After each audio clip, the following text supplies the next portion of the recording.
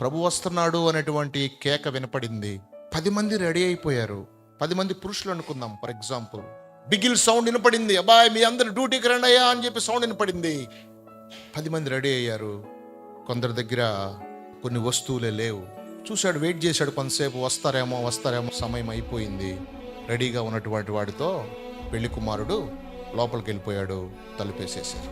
అంటే సిద్ధపాటు కలిగి ఉండవలసినటువంటి ఆవశ్యకత ఎంతైనా ఉన్నట్లుగా మనం వాక్య భాగంలో జ్ఞాపకం చేసుకోవచ్చు.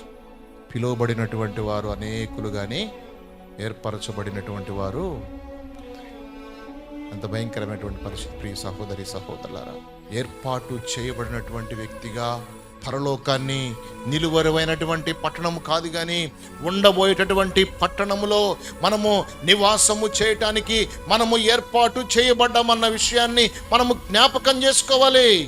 ఆ పట్టణం కొరకు మనం ప్రయాసపడాలి. భూలోకంలో ఆ పట్టణంలో ఉండటానికి ప్రయాసపడాలి. ఆ పట్టణంలో నివాసము చేయడానికి మనము ప్రయాసపడాలి.